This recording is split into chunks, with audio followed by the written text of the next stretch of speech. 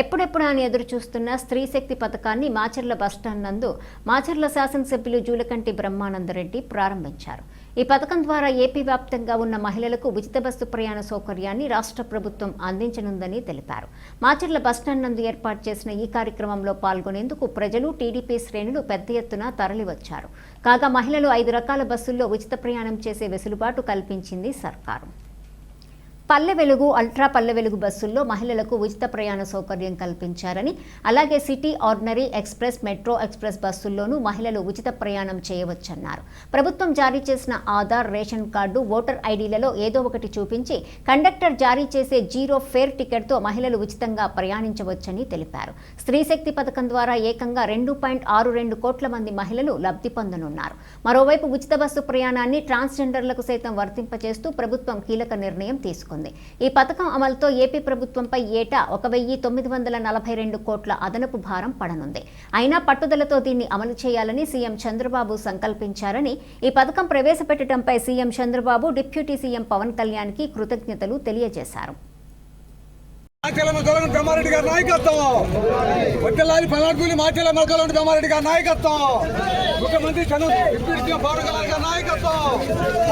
ఎన్నికల బడిలో నిలిచారు.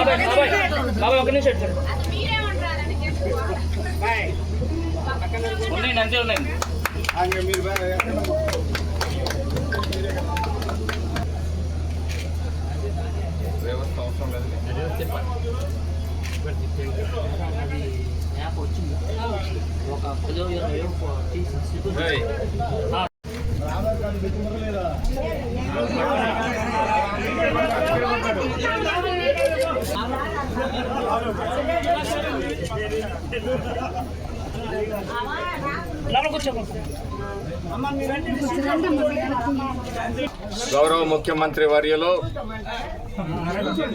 శ్రీ నారా చంద్రబాబు నాయుడు గారు రాష్ట్ర వ్యాప్తంగా స్త్రీ శక్తి ద్వారా పథకం ద్వారా రాష్ట్రంలో మహిళలు, ట్రాన్స్జెండర్స్, అలాగే పిల్లలకి అందరికీ కూడా మరి అర్హులైన అందరినీ కూడా ఉచితంగా 5 రకాల బస్సుల సర్వీసెస్లో మరి ఫ్రీగా అనుమతించడం జరుగుతుంది. ఇది ఒక చారిత్రాత్మకమైన నిర్ణయం. మార్గపు విధానాలు, అనాలోచిత విధానాలు, దోపిడీ విధానాలు ఇవన్నీ కూడా ఈ రాష్ట్రానికి శాపంగా పరిగణించినప్పటికీ కూడా మొక్కవని ధైర్యంతో మరి మళ్ళీ ఏవైతే సూపర్ 6 పథకాలని ప్రజలకు ఇస్తామని చెప్పేసి ఎన్డీఏ కూటమి ప్రభుత్వం హామీ ఇచ్చిందో వాటన్నిటినీ కూడా నెరవేర్చుకునే దిశగా మరి మరో అడుగు వేయటం జరిగింది. ఇప్పటికీ 90% పైగా ఇచ్చిన హామీల్ని నెరవేర్చుకున్నది ఎన్డీఏ కూటమి ప్రభుత్వం సంవత్సర కాలంలో అని చెప్పేసి రాష్ట్ర ప్రజానీకానికి తెలియజేస్తా ఉన్నాను.